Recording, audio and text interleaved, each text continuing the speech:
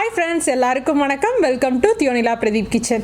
இன்றைக்கி நம்ம சேனலில் ரொம்ப ஹெல்த்தியான ஒரு ரெசிபி தான் பார்க்க போகிறோம். என்ன ரெசிபி அப்படின்னு பார்த்தீங்கன்னா, சோள மாவு வச்சு பணியாரம் எப்படி பண்ணுறது அப்படின்றது தான் இன்றைக்கி நான் உங்களுக்கு எப்படின்னு சொல்ல போகிறேன். சோள மாவு ரெடிமேடாகவே கடையில் கிடைக்கும். சோள மாவுனா ஜொவார் ஃப்ளார்னு சொல்லுவாங்க, இல்லைனா சொர்க்கம் ஃப்ளார்னு சொல்லுவாங்க. கார்ன்ஃப்ளார் இருக்கு இல்லையா, அது கிடையாது. இது வந்து சோள மாவு அப்படின்னே கிடைக்கும். வெள்ளை சோள மாவு அப்படின்னு கூட கேட்டு பாருங்கள், கண்டிப்பாக கடையில் கிடைக்கும். அதை வச்சு தான் நம்ம இன்றைக்கி ரெசிபி பார்க்க போகிறோம். வெயிட் லாஸில் இருக்கீங்க அப்படின்னா உப்பு சப்பு இல்லாமல், காரம் இல்லாமல், டேஸ்ட்லெஸ்ஸாக சாப்பிடணும்னு அவசியமே இல்லைங்க. இந்த மாதிரி ஹெல்த்தியான சிறுதானிய உணவு எடுத்து, அதே சமயம் பயங்கர டேஸ்டியான உணவு எடுத்து நீங்கள் வந்து வெயிட் லாஸ் பண்ணலாம். இப்போ வாங்க இந்த வெள்ளை சோள பணியாரம் எப்படி பண்ணுறதுன்னு பார்க்கலாம். இந்த ரெசிபி வந்து பண்ணுறதுக்கு ஒரு பவுலில் 1 கப் அளவு வெள்ளை சோள மாவு, இது கார்ன்ஃப்ளார் மாவு கிடையாது, சோளம் இருக்கும் இல்லையா, அதோட மாவு தான் இது. ஜொவார் ஃப்ளார் அப்படின்னு ஹிந்தியில் சொல்லுவாங்க, இங்கிலீஷில் வந்து சொர்க்கம் அப்படின்ட்டு சொல்லுவாங்க. பட் நமக்கு வெள்ளை சோள மாவு அப்படின்னு நீங்கள் வந்து கடையில் கேட்டிங்க அப்படின்னா இருக்கும். சிறுதானிய வகையில் இதுவும் ஒன்று. தேவையான அளவு அதில் உப்பு சேர்த்துக்கோங்க. 1 கப் மாவு, அப்புறம் தேவையான அளவு உப்பு. 1 கப் மாவுக்கு 1/2 கப் அளவு தயிர் எடுத்துக்கோங்க. நல்லா புளிப்பான தயிர் எடுத்திங்க அப்படின்னா இன்னும் கொஞ்சம் நல்லாயிருக்கும். இப்போ இந்த இதை நல்லா கெட்டி இல்லாமல் கொஞ்சமாக தண்ணி சேர்த்து நல்லா மாவை வந்து கரைச்சிக்கோங்க. கரைச்சதுக்கப்புறமா இதில் நம்ம ஒரு சின்ன மொறுமொறுப்புக்காக என்ன பண்ண போகிறோம் அப்படின்னா, ரவை சேர்த்துக்க போகிறோம். நார்மல் வெள்ளை ரவை சேர்த்துக்கிறத விட நான் கோதுமை ரவை சேர்த்துருக்கேன். அது வந்து இன்னுமே வந்து கொஞ்சம் ஹெல்த்தியாக இருக்கும். 2 டேபிள் ஸ்பூன்லேருந்து 3 டேபிள் ஸ்பூன் அளவு கூட சேர்த்துக்கலாம். இன்னும் உங்களுக்கு அதிகமாக வேணும்னா பாதிக்கு பாதி அளவு கூட சேர்த்துக்கலாம். அது உங்கள் விருப்பம்தான். நான் ஒரு 2 டேபிள் ஸ்பூன் அளவு கோதுமை ரவை சேர்த்துருக்கேன். சேர்த்துட்டு இதை கலந்து வச்சு அப்படியே மூடி வச்சுருங்க. ஏன்னா ரவை வந்து கொஞ்சம் ஊறணும், அப்போ தான் வந்து மாவு வந்து ஸ்மூத்தாக வரும், பணியாரமும் நல்லா டேஸ்ட்டாக இருக்கும். இல்லைன்னா நல்லா திரியாக இருக்கும் ரவைலாம். அதனால வந்து ஒரு 1/2 மணி நேரம் அது அப்படியே ஊறட்டும். 1/2 மணி நேரத்துக்கு அப்புறமா எப்படி இருக்குன்னு பார்க்கலாம். 1/2 மணி நேரத்துக்கு அப்புறமா அதில் வெங்காயம், கருவேப்பிலை, அப்புறம் இஞ்சி வந்து நல்லா துருவி சேர்த்துக்கோங்க. அதுக்கப்புறம் வந்து கொஞ்சமாக கொத்தமல்லி இலை, அப்புறம் துருவின கேரட், இது எல்லாமே சேர்த்துக்கலாம்.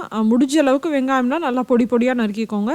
இதில் வந்து நீங்கள் பச்சை மிளகா கூட சேர்த்துக்கலாம். பட் நான் குழந்தைக்கும் இது கொடுக்க போகிறேன் அப்படின்றனால பச்சை மிளகா சேர்த்துக்கல.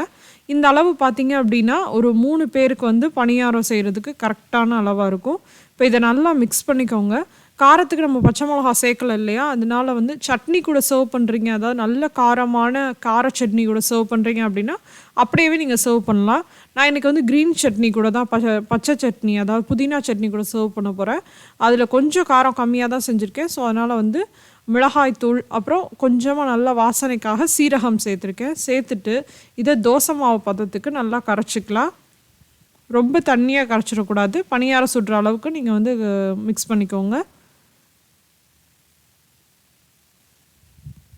இந்த மாதிரி கலந்ததுக்கப்புறமா இப்போ நம்ம பணியாரம் சுட ஸ்டார்ட் பண்ணிடலாம். பணியாரம் சுடுறதுக்கு கொஞ்சம் நேரம் முன்னாடி வந்து பார்த்திங்க அப்படின்னா இதில் வந்து ஒரு 1/4 டீஸ்பூன் அளவு பேக்கிங் சோடா சேர்த்துக்கோங்க. சேர்த்துட்டு நம்ம பணியாரம் பண்ண ஆரம்பிச்சிடலாம். அடுத்து நார்மலாக நம்ம பணியாரம் செய்கிற மாதிரி தாங்க. எல்லா பணியார குழியிலையும் ஒரு ட்ராப் வந்து நல்லெண்ணெய் சேர்த்துருக்கேன். இது வந்து நான்ஸ்டிக் அப்படின்றனால நான் 1 ட்ராப் எண்ணெய் தான் சேர்த்துருக்கேன்.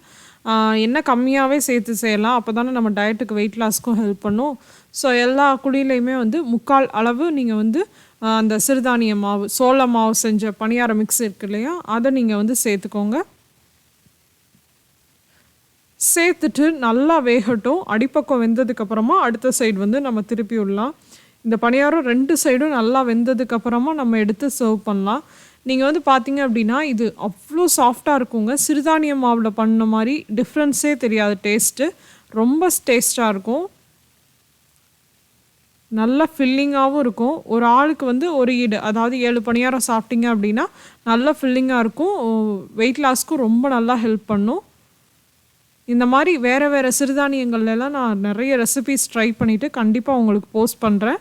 இது கூட வந்து பார்த்திங்கன்னா இந்த க்ரீன் சட்னி வந்து சர்வ் பண்ணியிருக்கேன்.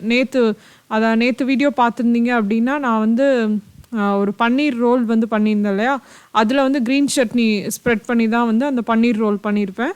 அந்த அது ரெசிபி நான் இன்னும் காட்டலை. பட் இந்த க்ரீன் சட்னி வந்து பார்த்திங்கன்னா எல்லா டயட்டுக்கும் வந்து சூட்டபுளாக இருக்கும். நிறைய ரெசிபீஸ்க்கு நம்ம யூஸ் பண்ணலாம். அந்த மாதிரி ஒரு க்ரீன் சட்னி தான். கூடிய சீக்கிரம் அந்த ரெசிபி நான் உங்க கூட ஷேர் பண்ணிக்கிறேன். அது கூட தான் சர்வ் பண்ணியிருக்கேன். செம்ம டேஸ்ட்டாக இருந்துச்சு. சூப்பராக இருக்கும். கண்டிப்பாக அந்த பணியாரத்தை வீட்டில் ட்ரை பண்ணி பாருங்கள். கண்டிப்பாக இந்த வீடியோ உங்கள் எல்லாருக்கும் யூஸ்ஃபுல்லாக இருந்திருக்கும்னு நினைக்கிறேன். யூஸ்ஃபுல்லாக இருந்துச்சு அப்படின்னா உங்கள் ஃப்ரெண்ட்ஸ் கூட ஷேர் பண்ணிக்கோங்க.